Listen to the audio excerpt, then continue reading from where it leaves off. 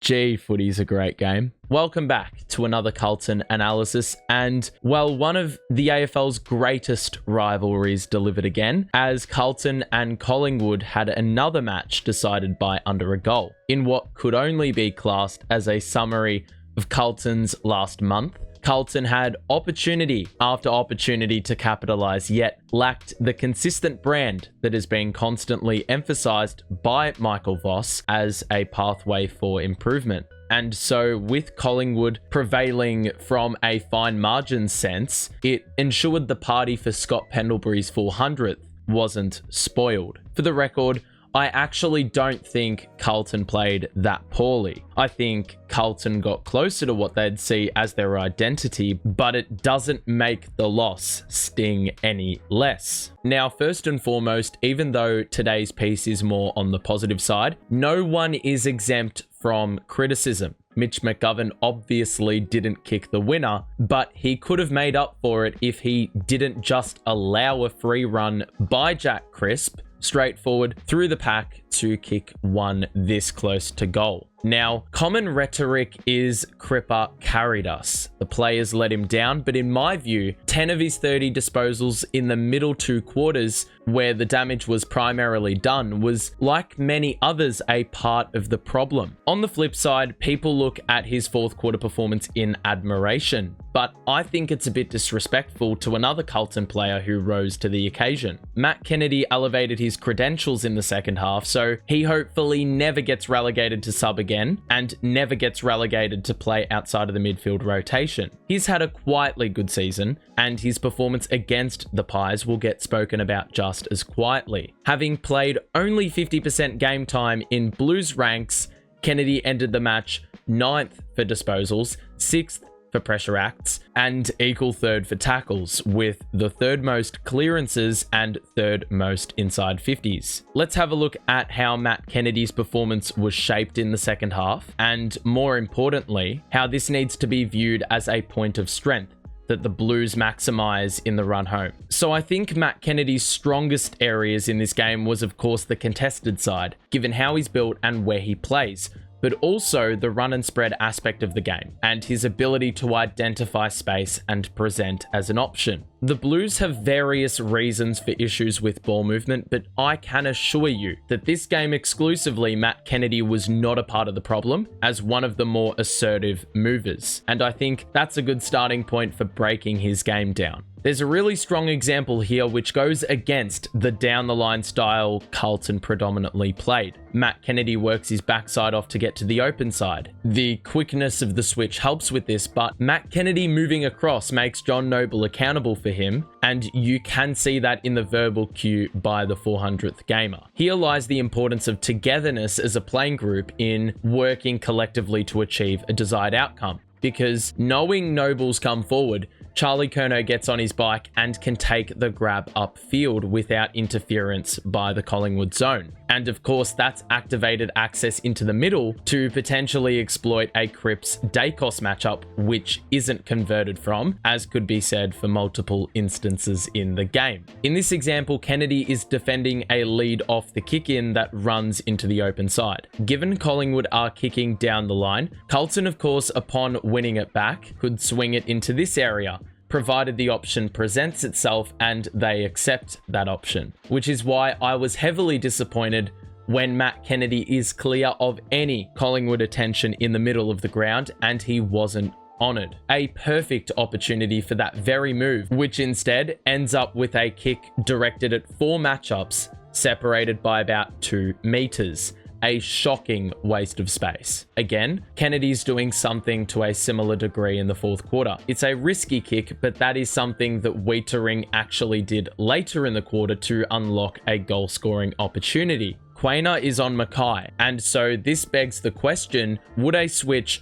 have unlocked an advantage for the Blues in this scenario? I'd remain on the side of caution with this switch, but it's good to see Chugga presenting again and again. On this example, you'll see McGovern's intercept creates yet another down-the-line kick. But in a game where Carlton took 3 contested marks below average, the return on this kick down the line was coveted. Charlie Curnow goes from centre half back to in behind the Collingwood defence on the near side, and Matt Kennedy reads this, having anticipated the direction the ball is headed. Kennedy holds the width well, and had Charlie tried to not defeat the world here, rather opting to handball before taking on Pendlebury, I think Carlton could have resulted with a cleaner possession. But Kennedy's support to provide Charlie with relief from the threat of multiple pies, that was pretty valuable, as we see with the result, no matter how fortuitous it was. And perhaps if the personnel balance was a bit better, in other words, Curnow and Harry are inside 50 instead of looking for a handball receive, maybe the outcome's a bit better. About 40 seconds later, the ball is on the open side. Carlton do well in that contest, and Matt Kennedy must have been given the memo to just occupy internal positions in the fourth quarter, because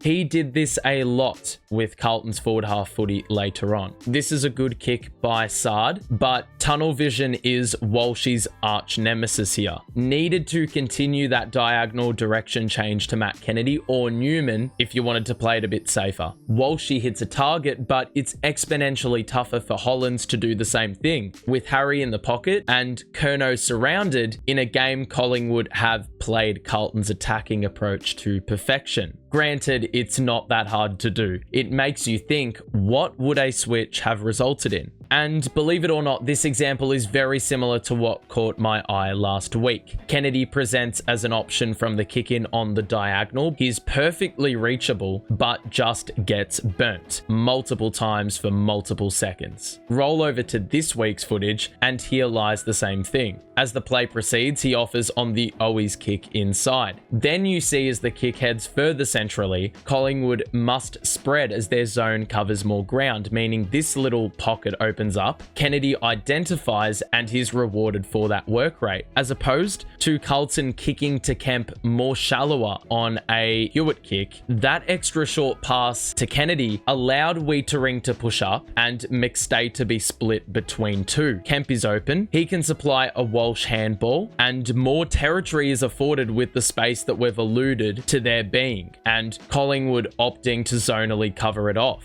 Those leads are more important than you think. A great act of persistence by Kennedy. It makes it more perplexing. Leading doesn't occur nearly as much in the Carlton system. And Carlton not only got it past halfway without Collingwood ever being in control, but they actually kicked a goal from this. And well, to top it off, this one's just after the near Jamie Elliott deja vu moment. As we've discussed in a combination of examples, play wide and Collingwood's defense isn't stretched. Carlton did this last week. They've done it weeks before that, and they did it in this game as well. Kennedy's open here. 1 Mississippi, 2 Mississippi, 3 Mississippi, 4 Mississippi, 5 Mississippi, 6 Mississippi, 7 Mississippi. If this was honoured, Carlton had Owies free up top, one of Walsh and Chincotta also free, and also potentially another up the ground. We could have had a very similar kind of forward transition to the previous example, with those spare numbers exposing Collingwood's zone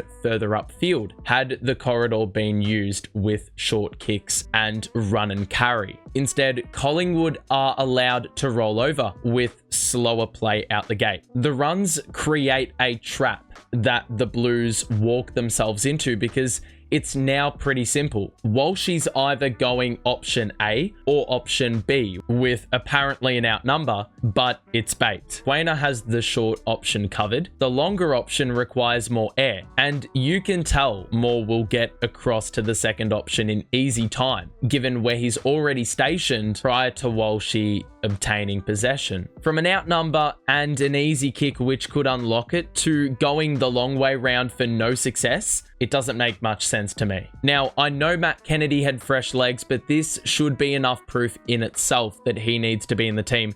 No ifs, buts, and maybes, having supplied something this team is deprived of at times. And especially given for the best part of 3 quarters, this team could not generate goals out of the back half for their life. But it's actually quite fitting we've paused this here, as it is the perfect segue for what he did within the contest. Matt Kennedy is a midfielder, not a ruckman, not a forward, midfielder. His stoppage work was, in my opinion, on par with Cripps for impact, but in a different sort of form. With about 4 minutes to play, Walshy gambles on the outside and allows Jack Crisp to straight line run, potentially splitting the contest apart and breaking away. Massive win by Kennedy to put himself in the way, essentially blanketing the football to ensure a reset. A possession later, he keeps the ball in front and has 2 Collingwood players to contend with. It's not an ideal kick, but winning both of those contests or breaking even at centre wing not only denied Collingwood territory, but gave Carlton crucial territory.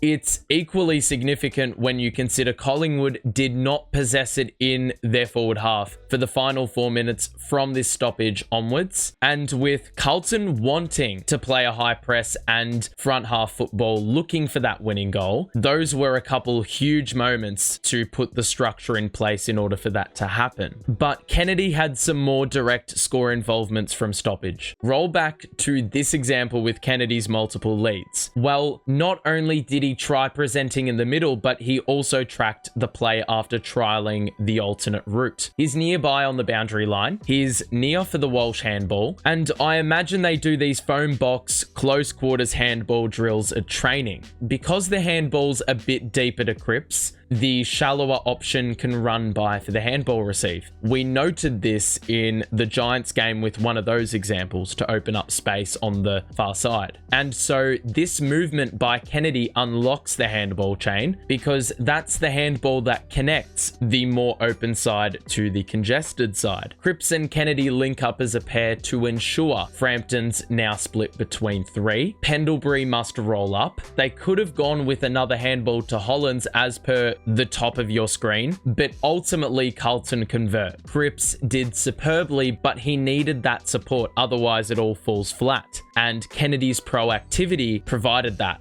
On this example, Kennedy starts on the inner side of the contest, but quickly reads the bobbling footy as no one takes account, and he feeds Sam Walsh with a quick handball and a punchy clearance ensues. The result? An Acres goal. Now, the very next centre bounce. It's pretty clear the Blues are favouring a deft touch from Pitto with both front of stoppage mids on the defensive side of their opponent and Cripps ready to run through for a handball receive. The tap favours that positioning with Kennedy ready to feed Cripps, who is on that same side, and he commits a very effective double shepherd to buy Crippa that extra bit of time, which he didn't take full advantage of to steady. But the next stoppage created by that Cripps tenacity sees Kennedy bob up again. Yet again, Kennedy sprints through the stoppage and gets a vital hand in so it reaches the weaker side. Of course, with him leading through, that forces side bottom to get drawn in, leaving Hollands open over the back, and whilst Pendlebury, the man of Kennedy, rotates across to Hewitt, who is next in line, Hollands still remains open. Yet again, Kennedy, the catalyst of this goal, even though he didn't get a clear possession. Interestingly enough, Kennedy was not in at the next centre bounce for the Blues, rather playing at half forward on John Noble, which had been the role that Sam Walsh was playing for quite a few of those stoppage wins that Kennedy had been a part of. Carlton did not score again, of course, so does this play into it? And quite honestly, Kennedy was an absolute steam train with these types of runs in the closing minutes. Every onlooker was looking for Cripps, a Walsh from stoppage, to be a hero. Kennedy time and time again was probably a bit disconnected on some occasions from the ruck tap,